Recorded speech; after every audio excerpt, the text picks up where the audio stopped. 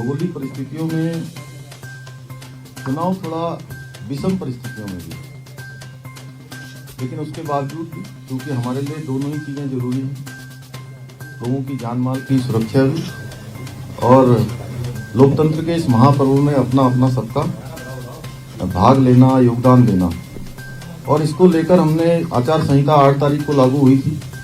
हमने उससे पहले ही, क्योंकि कोरोना तेजी से फैल रहा था, हमने 7 तारीख से ही 16 तारीख तक सभी प्रकार के जितने भी आयोजन थे, धार्मिक आयोजन, सामाजिक आयोजन, रैलियां, जुलूस, इन सभी को हमने प्रतिबंधित किया था।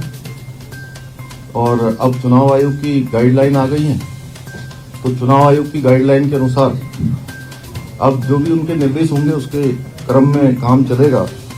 हम चुनाव के लिए तैयार थे और तैयार हैं। हम जीत के प्रति भी आश्वस्त हैं और लगभग 6 माह का समय मुझे मुख्य सेवक के रूप में मिला। हम सभी ने मिलकर जो है इसमें काम किया। हमारी सरकार ने अच्छा काम किया है। जो प्रयास हो सकते थे वो प्रयास किए हैं। एक एक पल और एक एक क्षण हमने प्रदेश की सेवा में लगाने की कोशिश की है। हम इन्हीं सभी को, जो माननीय प्रधानमंत्री जी के नेतृत्व में पिछले 5 सालों में और 7.5 सालों में पूरे 2014 से लेकर अब तक और 2017 से लेकर 2022 तक लगभग 1 लाख करोड़ की योजनाएं यहाँ उत्तराखंड राज्य के लिए स्वीकृत हुई हैं और वो स्वीकृत हुई हैं। साथ में बहुत सारी योजनाएं उसमें से पूरी भी हो गई, बहुत सारी पर अभी काम चल रहा है। माननीय प्रधानमंत्री जी जब देहरादून आए थे तो देहरादून में 18,000 करोड़ की योजनाओं का उन्होंने लोकार्पण शिलान्यास किया था और अभी हल्द्वानी जब आए थे तो 17,500 करोड़ की योजनाओं को उन्होंने लोकार्पण और शिलान्यास किया है। उसमें से बहुत सारी योजनाएं हमारे सामने आ भी चुकी हैं। जैसे अभी हम 4 धाम ऑल वेदर रोडों की बात करें तो उसमें लगभग काफ़ी सड़कें बनकर तैयार हो गई हैं। इसी प्रकार से भारतमाला प्रोजेक्ट, उसमें भी बहुत सारी जो सड़कें हमारी बनकर तैयार हो गई हैं और बहुत सारी बनने वाली हैं और पूरे उत्तराखंड को जोड़ने वाली एक के बाद एक। अगर हम बात करें ऋषिकेश से सीधे 4 धाम को जाने वाली सड़कें हों या देहरादून से दिल्ली जाने वाली सड़कें हों, देहरादून से हरिद्वार को जाने वाली सड़कें हों या हमारी बनने वाली एलिवेटेड रोड जो दिल्ली से देहरादून बनेगी। आज हम लगभग 4 घंटे में दिल्ली से देहरादून की दूरी तय करते हैं। आने वाले समय में ये दूरी मात्र 2 से 2.5 घंटे में पूरी की जाएगी। ये अपने आप में 12 किलोमीटर जिसमें जंगल के अंदर है, उसमें कॉरिडोर भी बनाया जाएगा, वो सड़क बनेगी। इसी प्रकार से अगर हम हरिद्वार से नजीबाबाद होते हुए, नजीबाबाद, धामपुर, काशीपुर होते हुए रुद्रपुर तक जाएंगे, रुद्रपुर से सीधे हम टनकपुर वाया पिथौरागढ़ जाएंगे, तो आज आप तब और अब में अगर तुलना करेंगे आप तो जमीन आसमान का अंतर है। अगर हल्द्वानी काठगोदाम से रामपुर तक जाने वाली सड़क, अगर हम किन्हीं तरफ भी सड़कों की बात करेंगे तो उसमें अभूतपूर्व रूप से एकदम परिवर्तन हुआ है।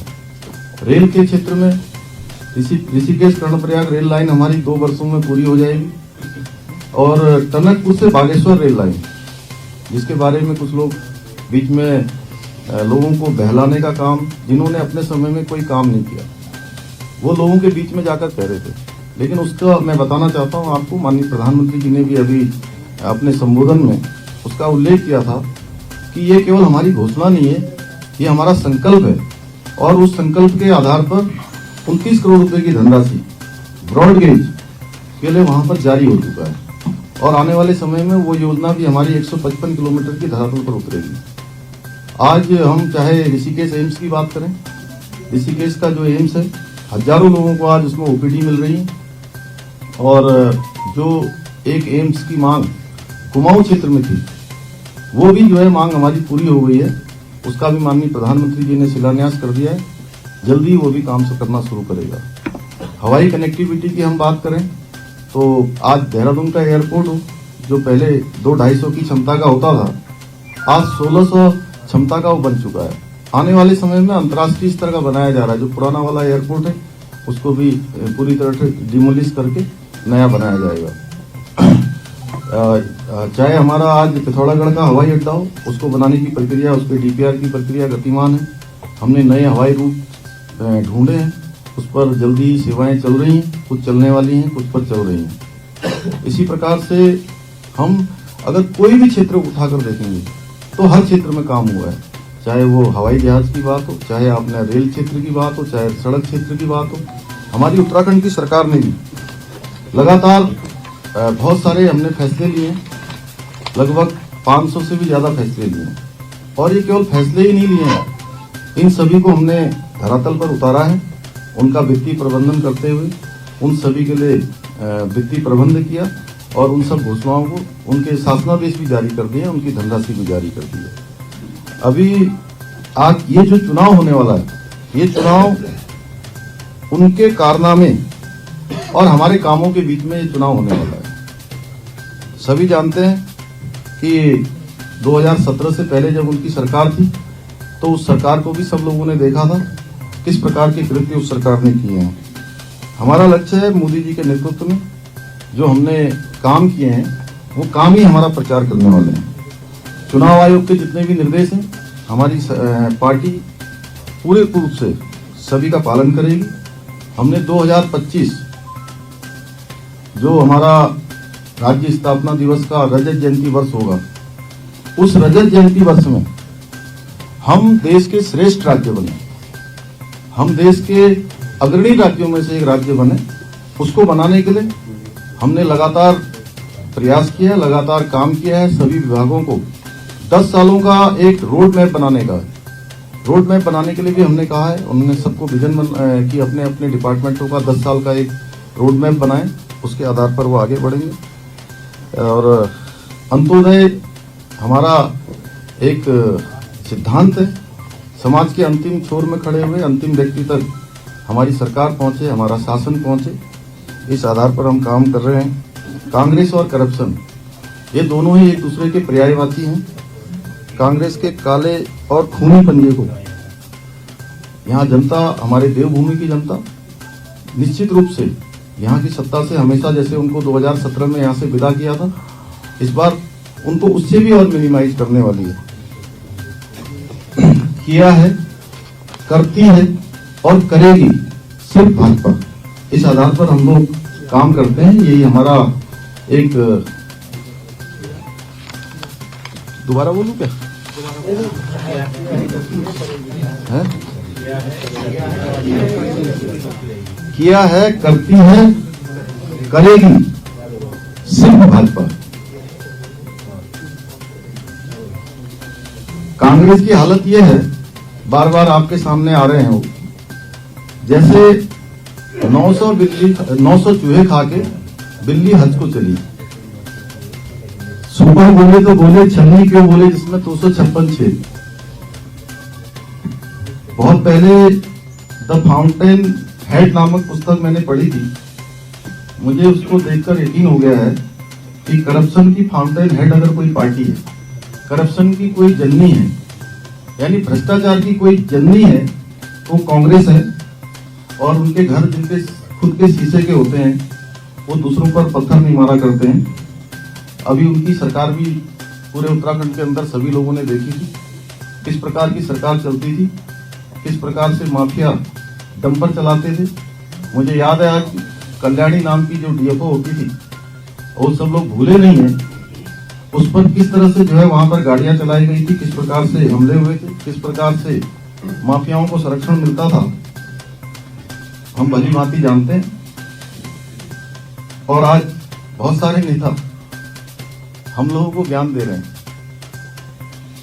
कोई उत्तराखंडियत की बात कर रहे हैं, कोई कोदू झिंगोरों की बात कर रहे हैं।